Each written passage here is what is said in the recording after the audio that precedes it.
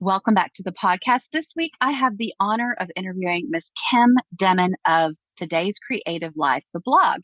And I cannot wait to share her with you. She has some amazing ideas, some creative ideas on how you can grow an audience of readers who just want more from you, and how, if you listen really closely to what they're telling you, you can even make some additional income.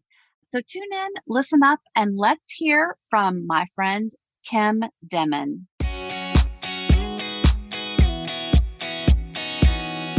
Hey, my friend, it's Melanie Ferguson, your host of Creatives on Fire, the podcast where I hope to inspire you to create a profitable six-figure following online. So turn it up and listen in to amazing stories of success, along with behind-the-scenes secrets and valuable tips from, you guessed it, Creatives on Fire. This week, we have Miss Kim Demmon with Today's Creative Life, the blog. And I'm super excited for her to share a little bit about her blogging journey and what she's been doing to grow an audience. So Kim, if you don't mind, welcome. Please introduce yourself. Thank you for having me. This is so fun.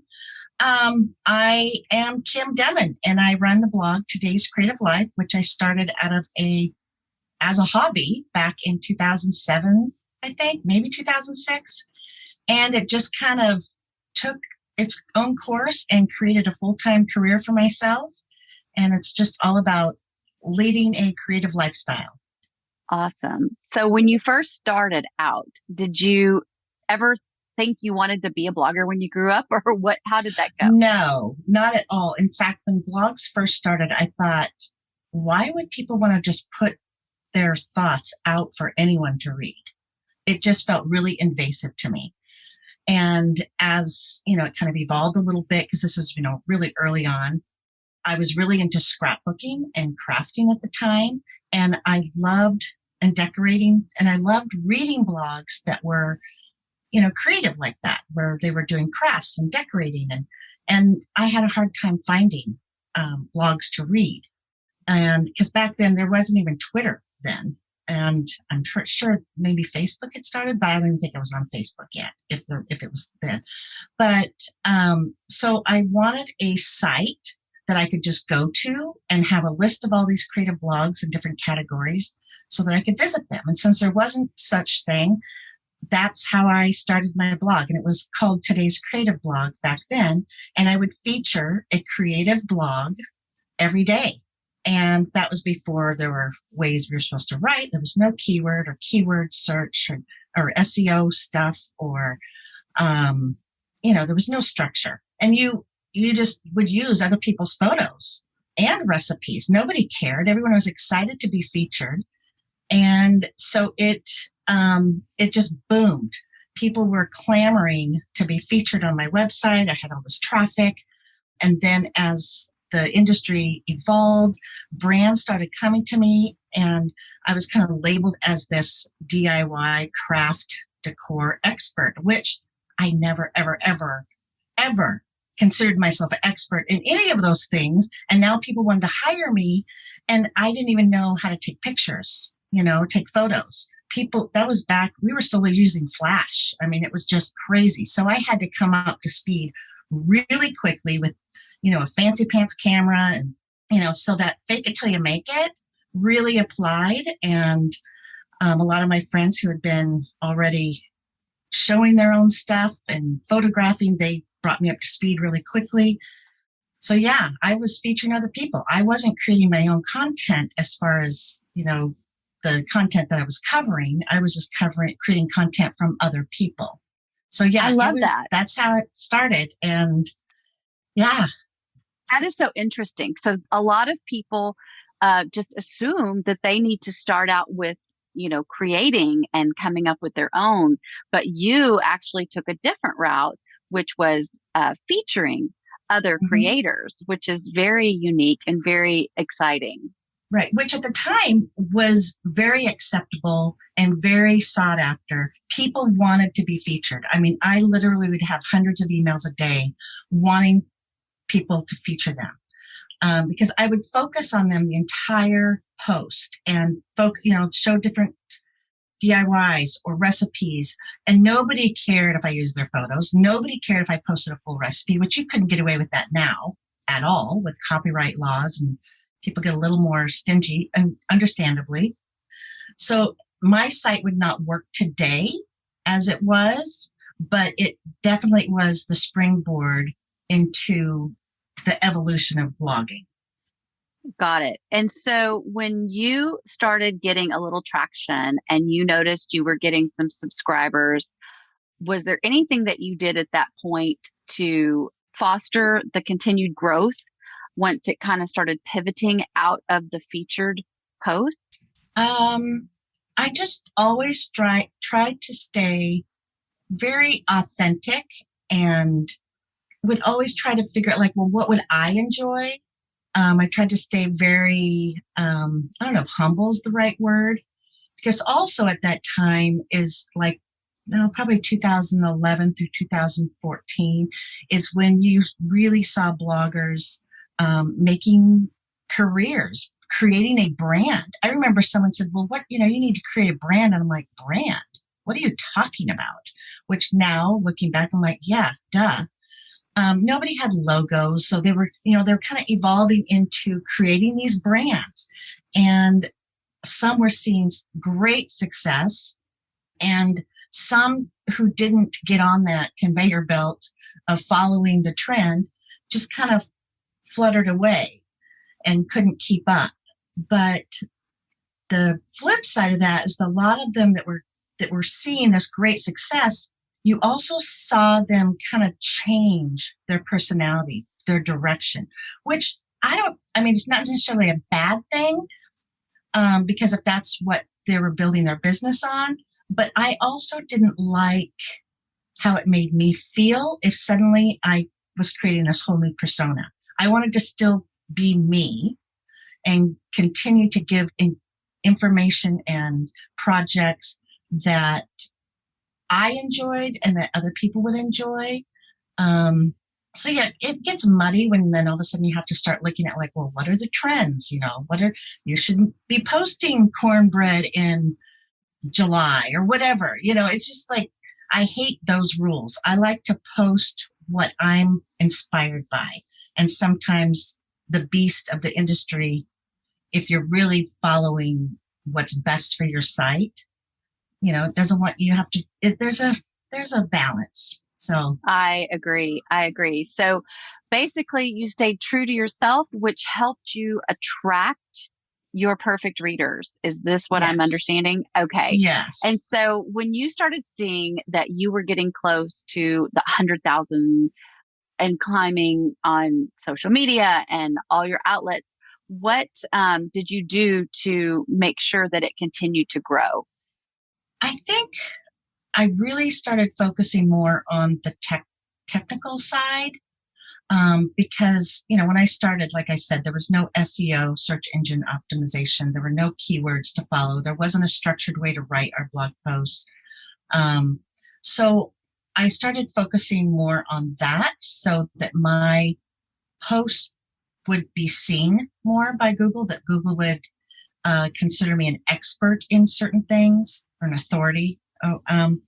Would you say you went back and you fixed posts, or you just moving forward? Actually, I deleted over 800 posts. I deleted all the featured posts because they weren't part of my brand anymore. It was just kind of lagging me down. It was confusing Google of what my site was about. So I deleted those. I redirected several posts. I have a gal who does all the programming and the back end work. I've hired out for that, and so that's just kind of where I started paying more attention to having a site audit and fixing things that were broken links, alt tags and photos, updating old posts. I still try to update monthly. I try to update, like right now we're in June, so I go back right now and I try to update all my Julys. I never seem to get through to all of them, but that's kind of my method right now.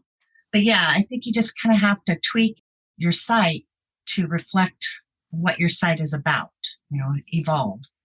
And speaking of what your site is about, didn't you Mm-hmm. lean into the fact that your followers were liking your printables? Tell us a little bit about that. Oh my gosh, yes. And I am not a graphic designer by any means, and people love printables. So I would have guest posts on a lot, and if they offered a printable, people would go nuts. So I thought, okay, I need to figure out how to make these. And so I'm just using, I don't use, Photoshop or Adobe or any of those. I was just using PicMonkey, and I think there was something else a while back, and Canva, and I create printables for holidays, for wall decor, home decor, organization, and people love it. So I finally got smart and created that they had to become a subscriber to access my printable vault, which is just a library of all of my printables where they get the printable for free. And so I've been able to build my email list up to over 40,000 people. And it ebb and flows. And then I have to, I try to change the password every few months, but it's such a laborious task because of all the drip systems in my newsletter to make sure that I've got it all covered and updated. But yeah, that's kind of how I built the readers for that. And then that's why I now have created that course on teaching people how to make printables. Because if I can make printables with no graphic design experience, then anyone can. And, they can create what they want. I love that, people Kim. love printables. So you have literally taken the first idea, which was you paid attention, you saw what they were attracted to, which was the printables. You went ahead and implemented that and grew a list probably quicker than any other tool you would have tried. Absolutely. And then you also saw the need for them to know how to possibly make them themselves. So you came up with a course, which is yet another way for you to make an income off this blog. So tell us about your products and how you started to see that there was a need and then fill it with a product. Well, as I was saying, people then would ask me, well, how do you make those printables? Because they're assuming that I'm, some graphic designer using these big programs. And I had bought courses on how to learn how to do printables using Photoshop, Adobe, and all those, whatever they use. And it just was always so confusing to me. And so I just plunked away with PicMonkey and Canva and learned how to use all their little settings. And when people would ask me, like, oh, I want to learn how to do that. And after enough people, if you listen to your readers, they will tell you where you need to swerve or zigzag or whatever. And I just kept getting asked on, how can I make that? Or could you do this? Could you add this to that? Could you make a printable on this? And I thought, you know what? I'm going to teach them so they can make it themselves because I don't want to make that printable. But so that's how I created that course. And I launched it last year, I think in November, and it did really well. And because especially I kind of promoted the gift tag aspect of it because they get tons of templates with this course. I give them all the templates that all they have to do is put in the designs that they want. They don't have to design the template. So all the gift tag templates, triangle banner templates, I give them tons of botanical images or gift tags that are already created. So I think they get like 100 different styles that they just get the download and they can just print it. They don't even have to design it. So they get all that and people are loving it, because they're like, oh, I thought this was going to be so much harder. And I do a video step by step to show them how I do it in PicMonkey, what steps I'm using, what techniques, and where to find elements and all that. And then I've created courses. I also get asked a lot on how do you make money blogging? How are you able to be successful blogging? And so I created a course on for bloggers or struggling bloggers or even experienced bloggers that want to make more money. I have like 10 actions you can take that don't require a programmer. And these are simple things that you can do in an afternoon, not all 10, but they're things that it doesn't take a tech brain to figure out, and it's going to really help your blog be seen by Google and maintain or get more traffic. So that's kind of the course I'm on right now, is doing, or the path that I'm on right now is creating courses for bloggers. I'm in the process of creating a course for people who want to learn how to blog, and then the printable course. And I don't know if I'll do an offshoot of the printable course, because that one is it's got so much information in it. I don't know what else I could teach them. Awesome. Well, I think that's super inspiring. The way that you have found a product that can speak to your readers, as well as a product that can speak to your fellow creators. So Thank you. that's amazing.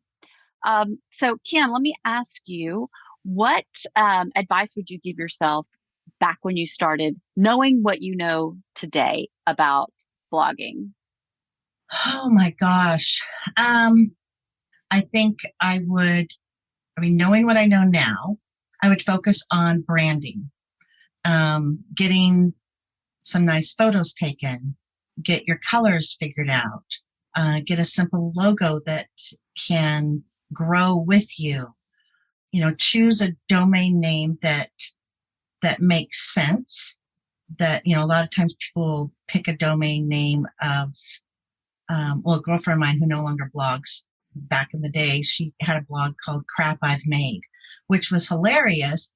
And she was doing really well, and she dropped out of blogging. She had enough, but that's not a term that has some longevity to it. So she probably would have had to have rebranded by now. But yeah, I would start at the basics, those building blocks of building, what your niche is, your colors, what, who you want your readers to be. Because back in the day, we did none of that. So I kind of had to insert as I went. Well, and would you say that that was something natural, like that you ebb and flow based on your readers and where you are in your journey? Yeah, I think so. Because when I started, we were on Blogger, and we just had very, very generic templates. And so then when WordPress came along and people were transitioning to WordPress, then you had to have, a template, there's all the different, Genesis and Child's theme and all these different themes. Now you can buy themes on Etsy or just anywhere, and then you have your graphics inserted. And yeah, it just was so overwhelming then, because it was all so new. Now it makes more sense. You're like, oh, I want a theme that's going to show all the pictures at the top, or, just the categories, the subcategories. Just the organization of your blog. There's just so much that needs to be done to have it done properly. It's not hard, but back then we didn't even have categories or subcategories. It was just like an ongoing reading journal. So yeah, we just naturally evolved in that. So, pay attention to your theme and what you want your blog to look like. And there's just so many options now. Kim, what motivates or inspires you through the hard times? This sounds so smug, but I don't know if I would really consider I don't think I have hard times, because, I don't know. I think there are definitely challenges. And so the challenges are, I just dive in and look to educate myself a little bit more. There's a lot of free education out there. There's a lot of great courses you can take. So I guess those would be my hard times, is just when I don't feel, I think when you feel like maybe you're slipping behind a little bit, but also that's when you just need to take a break from social media and focus on what you do best, because that's when I find myself wanting to copy people. Like, oh, well, they're focusing on this, so I need to. No, focus on what inspires you. Because if you're not being inspired, if you're just trying to do what you think your readers want and what you think you need to do to make money, you're not going to stick with it. So do what you're inspired with and educate yourself to get there. Yeah, I think just educate yourself. Look for those YouTube videos that will educate you, and courses, and friends. Collaborate. That's so awesome. That is like every single thing I would think would be Mhm. educate yourself, YouTube video it if you're not sure, collaborate. That is my middle name. And then staying in your own lane, not looking left or right, and doing what inspires you. I think that is Yes. awesome. I think we'll end Yeah, on that. Kim, Oh, great. go ahead. Great. No, Well, I no, was just tell saying us there's what you nothing want to wrong say. with looking at what other people are doing, but it's just like when someone, if someone's making, I'll go back to the cornbread. I'm like, ooh, I like cornbread. That might inspire me to make a recipe on cornbread, but it's going to be different than theirs. But it doesn't mean I copied them. But if it inspires you, go for it. But if there's no inspiration behind it, leave it alone. Exactly. I would say the exact same thing. So, Kim, where can we find you online? Where can we get more of Kim Demmon? You can find me on Instagram at Today's Creative.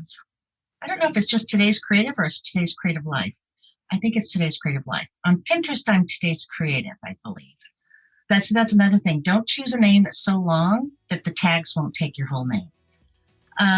And on my website, todayscreativelife.com. That's pretty much where I'm hanging out, is Instagram and my website. Gotcha. Well, we'll have all your links in the show notes for everybody. And I just appreciate you so much. Well, thank you so much. This was so fun. It was really nice getting to know you. You are welcome, and you as well. Thank you so much, my friend, for listening to the podcast. I'm blessed every single time you come back and listen to an episode. It's especially amazing when you share it with others on social media. So be sure to follow Creatives on Fire online. Listen, if you have not already done so, I want you to go ahead and download the 5 ideas I personally used to explode my online audience growth to a 6-figure following. You can find that at creativesonfirepodcast.com. I appreciate you, and until next time, stay inspired.